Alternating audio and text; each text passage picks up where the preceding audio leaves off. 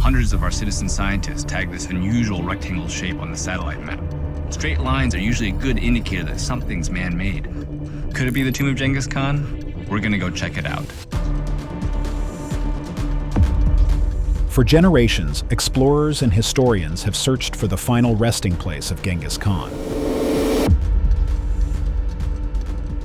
Some called it a myth, others swore it was hidden beneath layers of secrecy and death. So they don't know where he's buried. Genghis Khan said, "Let my body go, let my nation live." And he chose to be buried in an unmarked grave. Now, deep in a remote and desolate landscape, a team has uncovered something that changes everything. To begin to investigate that area, it would take more than 100 archaeologists all their lives just to begin to look. The site was untouched for centuries, its silence heavy and unbroken.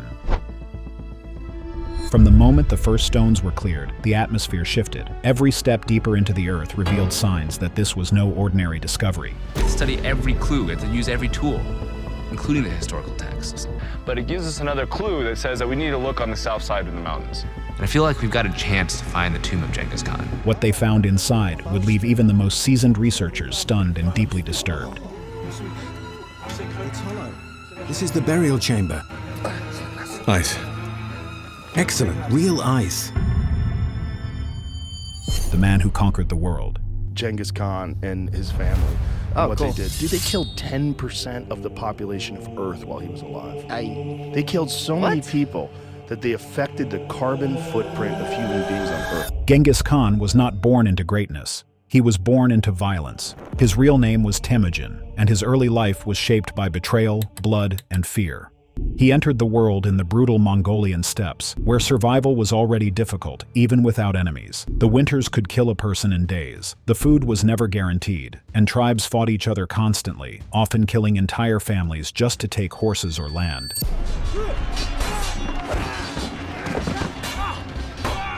Temujin's father, Yasuge, was a tribal leader who ruled through fear and strategic marriages. He had power, but it was fragile. One day, during what was supposed to be a peaceful visit with the Tatars, Yasuge was poisoned. He told one of his followers, "Bring my son Temujin back because Tatars just poisoned me."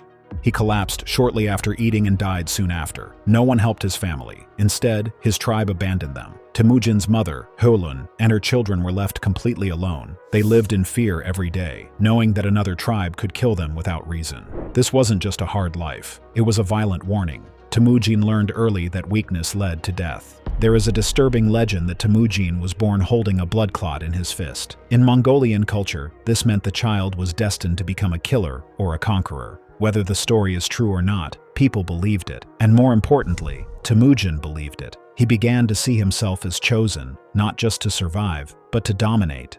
As he grew older, Temujin began rising through the ranks of Mongol society by forming brutal but strategic alliances with nearby tribes. Temujin didn't rely on traditional family networks like other tribal chiefs. Instead, he promoted warriors based on skill, loyalty, and obedience, regardless of their background. He built an army of men who could kill without hesitation and follow orders without question. Those who proved loyal were rewarded with land, stolen goods, and sometimes captured women. Those who disobeyed or betrayed him were executed publicly. In some cases, Temujin ordered the extermination of entire families and clans, including children and livestock, just to send a message. He wanted his enemies and allies alike to understand that betrayal would bring absolute destruction.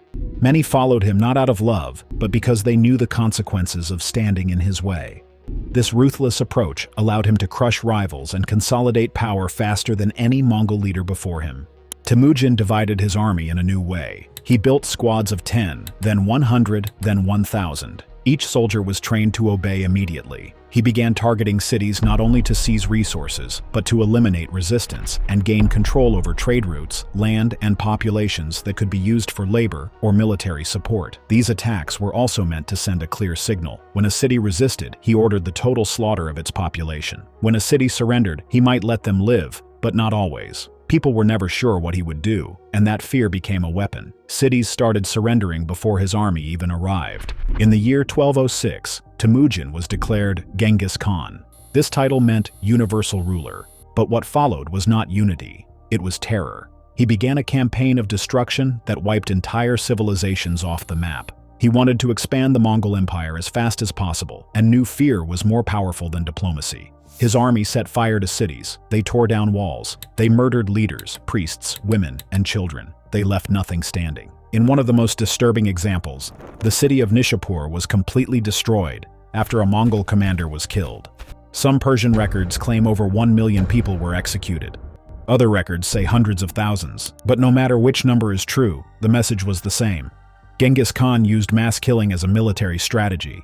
He wanted survivors from other cities to hear about the horrors and surrender out of fear. What made it even worse was how Genghis Khan erased himself from history on purpose. He did not allow statues to be made. He did not build monuments. He gave no instructions for public burial. He made sure no one knew where his body would go after death. He wanted his grave to remain hidden forever so that no one could use his remains for political power or turn him into a symbol of peace. This was his final act of control. Even after death, he wanted people to fear him. For centuries, no one could find the tomb. But when it was finally discovered, what was inside was not a tribute to a great leader. It revealed something far more horrifying. His disappearance began with an unexpected death that no one around him fully understood. There are a lot of stories about how he died. He was almost 70 years old at the time, so that might have been one of the main causes. The mysterious death. In 1227, during his campaign against the Western Xia dynasty, Genghis Khan was at the height of his power. The Western Xia had defied Mongol authority for years, resisting even as neighboring kingdoms fell. This final campaign was meant to crush them completely and secure total Mongol dominance. Yet in the middle of this decisive moment, something happened that stunned his followers. Official chronicles record only that Genghis Khan died that year, offering no clear explanation. Even at the time, confusion and secrecy surrounded his final days. His generals continued to lead battles as if he were still alive, and no direct announcement was made to his troops. This silence was unusual for a leader whose presence was essential to the unity of his empire. Over the centuries, conflicting stories emerged about what truly caused his death. Some accounts claim he fell from his horse during battle and suffered severe injuries that later proved fatal. Some stories say that he took an arrow and he fell off his horse and suffered an injury. This explanation fits the harsh realities of his campaigns, where exhaustion, rugged terrain, and constant fighting took their toll on even the strongest warriors. Other reports suggest he may have succumbed to illness or complications from earlier wounds. A far darker theory comes from Mongol oral traditions and foreign chronicles. According to this account, a captured Western Xia princess assassinated Genghis Khan. Historical records note that Mongol leaders often took royal captives as political hostages or concubines. This would have placed her close enough to carry out such an act. The story claims she hid a small blade and struck him while pretending to submit, taking revenge for the destruction of her people. While historians remain divided on its truth, the persistence of this tale shows how shocking and mysterious his death was to those who lived through it. Whatever the cause, his generals acted swiftly to protect the empire. They reportedly hid his body in a wagon and continued announcing victories in his name, creating the illusion that he still commanded them. This deception kept the army focused and prevented chaos or rebellion during the crucial final phase of the campaign. Only after victory was secured did they begin preparations to transport his body in secret back to Mongolia. This secrecy raises troubling questions. Was Genghis Khan's death natural, or was a darker truth hidden to protect the empire? If the details of his final moments were so carefully concealed, what extreme steps would be taken to ensure his body would never be found? A burial unlike any other. The death of Genghis Khan was not treated like that of an ordinary ruler. Most Mongol nobles were buried in simple graves on the open steppe, often marked with stones or small mounds so their clans could honor them. In stark contrast, Genghis Khan's funeral was unlike anything the world had seen before. Ancient chroniclers wrote that the burial was carried out under strict orders to ensure that no one would ever know where his body lay. According to legend, the funeral procession was protected with lethal secrecy. It is said that every single person who witnessed the transport of Genghis Khan's body was executed immediately. This included soldiers guarding the procession, laborers involved in building the tomb, and even villagers who were unlucky enough to see it pass by. The intent was clear. No living witnesses would be left who could reveal the path of the great Khan's final journey. Mongol horsemen reportedly rode alongside the wagon carrying his body, killing anyone in sight to protect the secret at all costs. Once the tomb was completed, even more drastic measures were taken to erase its existence. Soldiers trampled the freshly dug earth with their horses until there were no visible signs of disturbance. To disguise the area further, trees were planted so the site would blend perfectly into the surrounding wilderness. Some oral accounts go further still, claiming that a river was deliberately diverted to flow over the burial site. If true, this would mean his tomb rests beneath a barrier of rushing water, making access virtually impossible. Other traditions tell of the workers who constructed the tomb being executed immediately after their task was complete. If these accounts are accurate, hundreds of lives were sacrificed simply to ensure that no one could ever reveal the secret location. At the time, the body of a ruler was more than just remains. It carried immense spiritual and political power.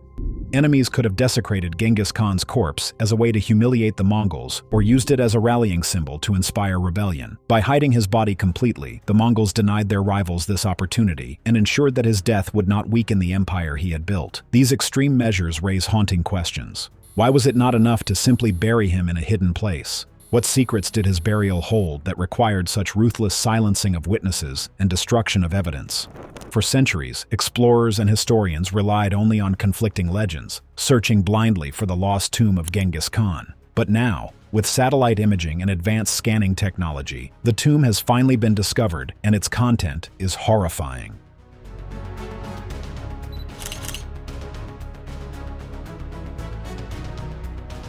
There's something unexpected.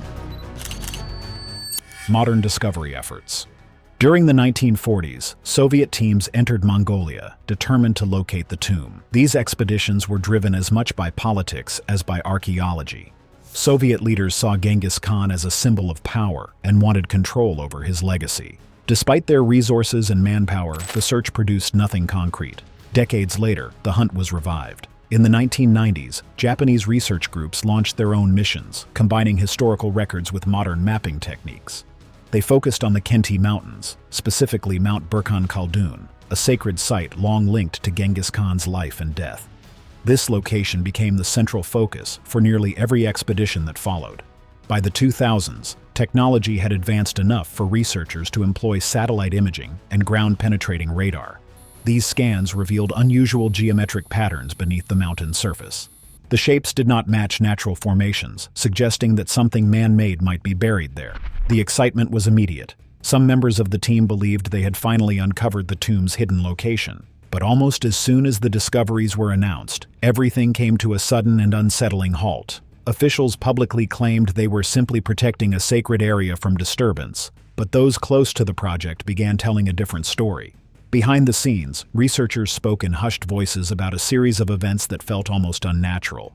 Several expeditions reported sudden, violent storms that appeared out of nowhere, battering research and destroying vital equipment. These storms seemed to strike only the research sites, while surrounding areas remained calm.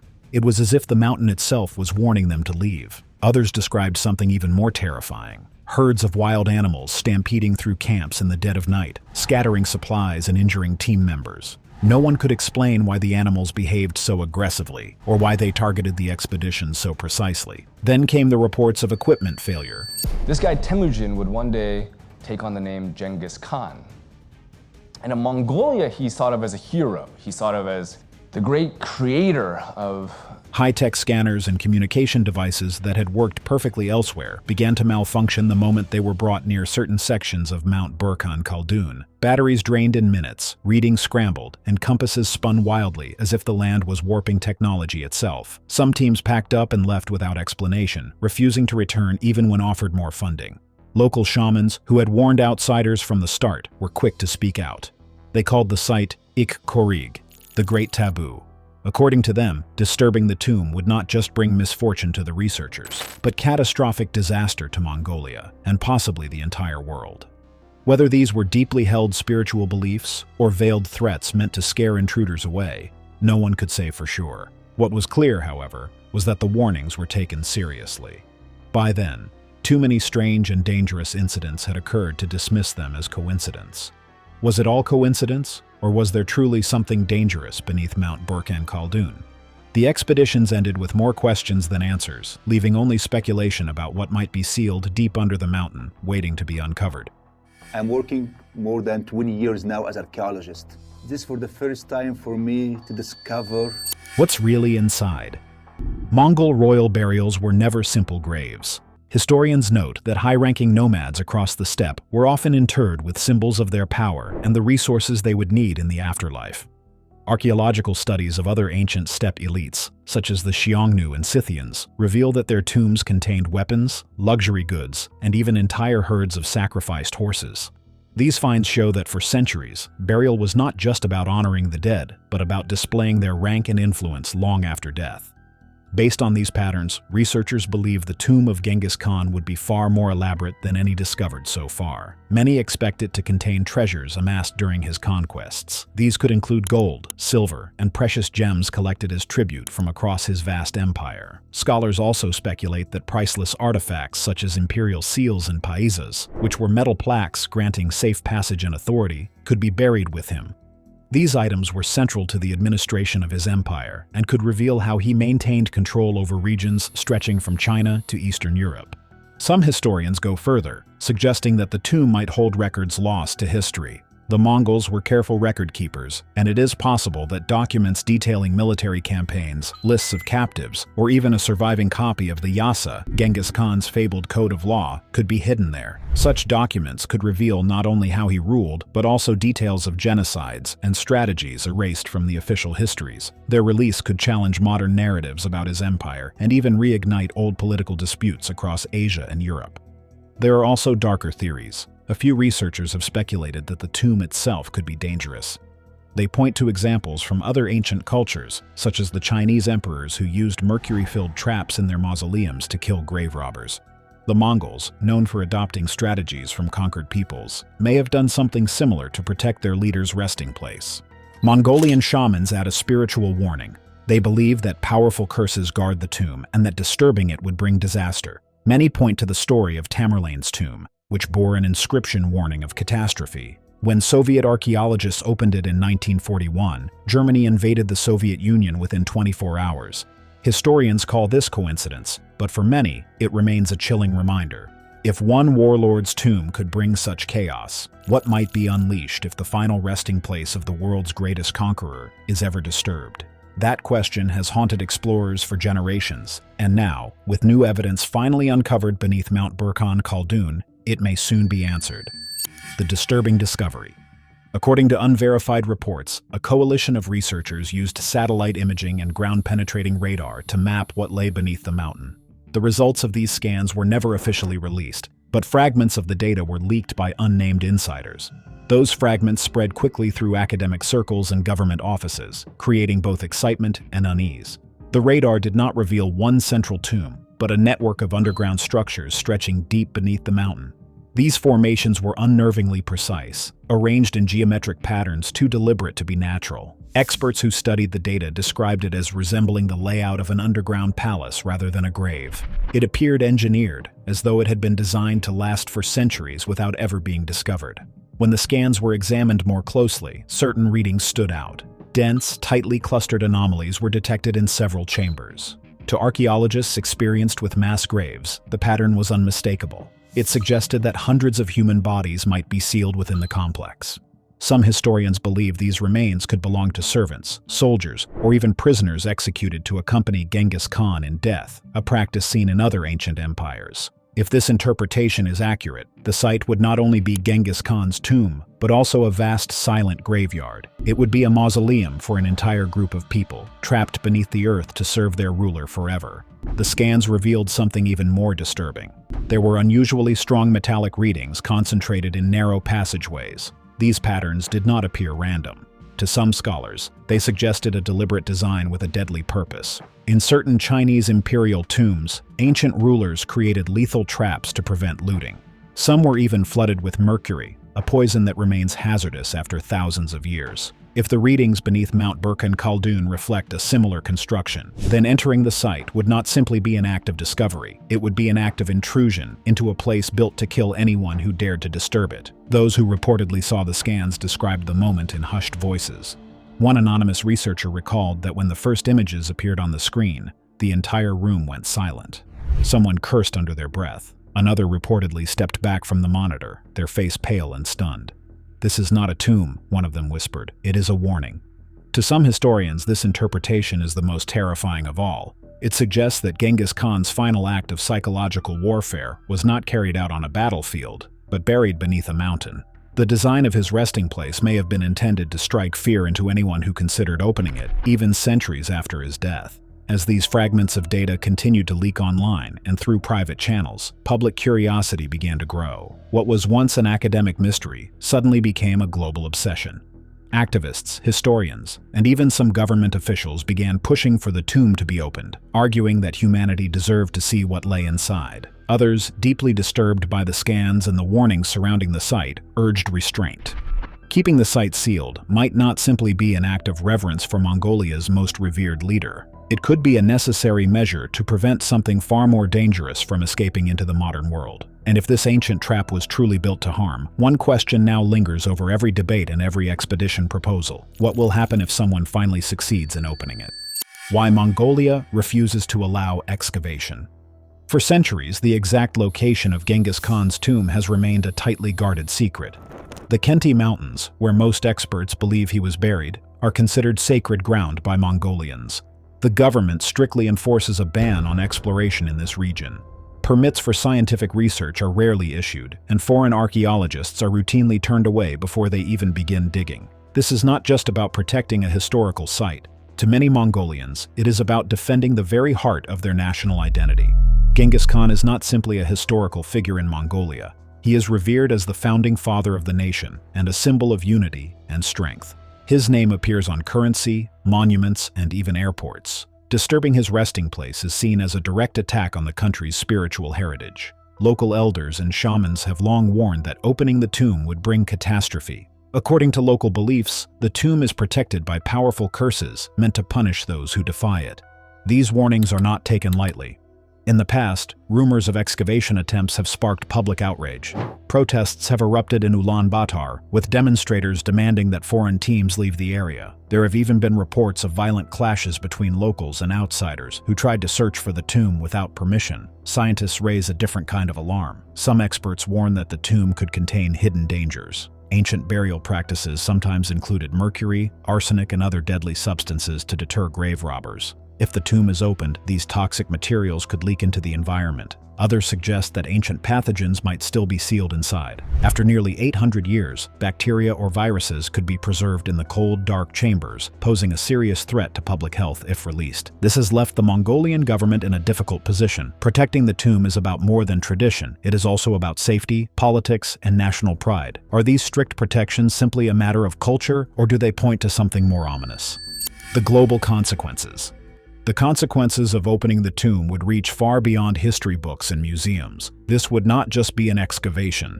It would be an event with the potential to shake the world. Experts believe that if treasure lies within, its value could reach billions of dollars. Such wealth could ignite corruption, looting, and organized crime. Rival groups might compete to control whatever is found, from gold and jewels to priceless historical artifacts. Reports suggest that this could destabilize Mongolia's economy and lead to illegal markets for ancient relics, similar to what has happened with other World Heritage sites. The question of ownership is even more dangerous. Mongolia, China, and Russia all have historical ties to Genghis Khan's empire.